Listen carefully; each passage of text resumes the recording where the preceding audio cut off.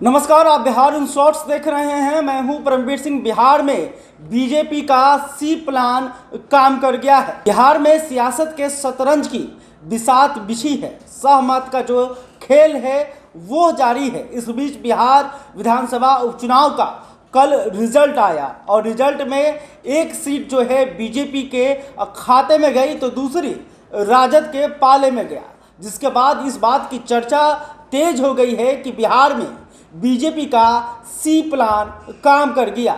अगर बीजेपी के बड़े नेता इस प्लान पर काम नहीं करते और लास्ट में चिराग पासवान जो है चुनाव प्रचार के अंतिम दिनों में आकर उन्होंने मोकामा और गोपालगंज में जो माहौल बनाया उसका फायदा जो है बीजेपी को मिला है।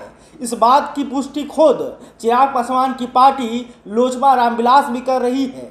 लोजपा रामविलास का कहना है कि चिराग पासवान के वजह से ही जो है बीजेपी गोपालगंज में चुनाव जीत सकी है और मोकामा में इतना अधिक वोट ला सकी है। आपको बता दें कि मोकामा से राजद की प्रत्याशी नीलम देवी ने चुनाव जीता, लेकिन बीजेपी ने भी 60,000 से अधिक वोट जो है अपने खाते में लाया, जिसको लेकर यह चर्चा हो रही है कि चिराग पासवान जब मोकामा पहुंचे और उन्होंने रोड शो किया तो पूरा माहौल बना दिया।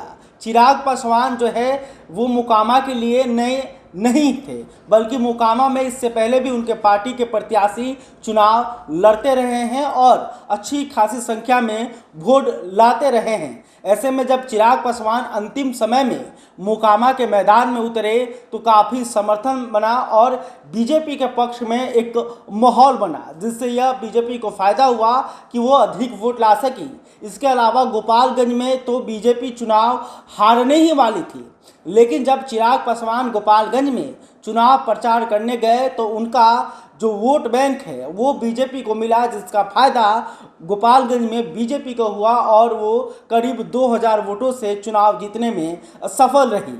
इस बात की चर्चा है कि अगर चिराग पासवान अंतिम समय में मोकामा और गोपालगंज में चुनाव प्रचार नहीं करते, दोनों सीटों पर बीजेपी की हार जो है तय मानी जा रही थी। लेकिन चिराग पासवान ने अंतिम समय में बीजेपी के लिए माहौल बना दिया।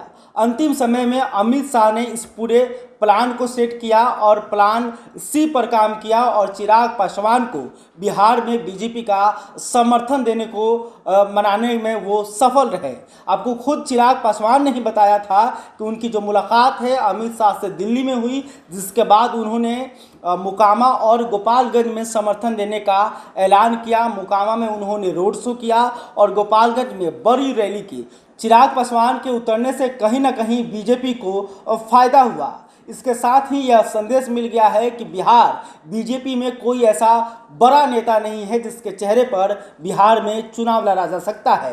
बिहार में बीजेपी को किसी न किसी दल के साथ गठबंधन करना ही होगा, जिसमें जो पहला नाम है वो चिराग पासवान की पार्टी लोजपा रामविलास की है, तो दूसरी उनके चाचा पशुपति कुमार पारस, यानी कि दोनों ही पार्टियों को जो है बीजेपी अपने साथ रखना चाहती है। इसके अलावा जो नाम है, कई नाम हैं जिसके साथ बीजेपी कोशिश करेगी कि गठबंधन हो सके।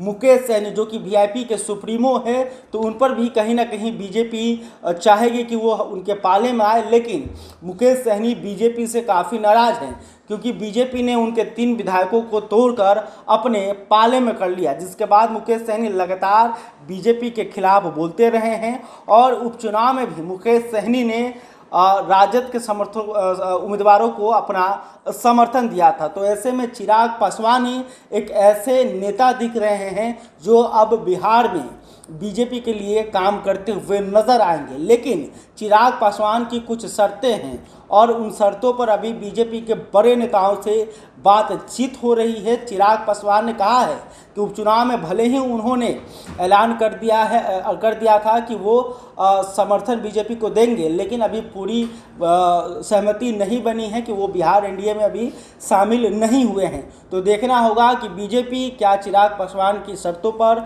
मानती है, क्या चिराग पासवान बीजेपी के साथ जाते हैं और बिहार एनडीए में शामिल होते हैं, ये देखने वाली बात होगी। बहरहाल अब तक आपने हमारे चैनल को सब्सक्राइब नहीं किया तो तुरंत कर लें। इस खबर को लेकर आप क्या सोचते हैं कमेंट करके बताइएगा। वीडियो फेसबुक पर देख रहे हैं तो हमारे पेज को भी लाइक करें। धन्यवाद।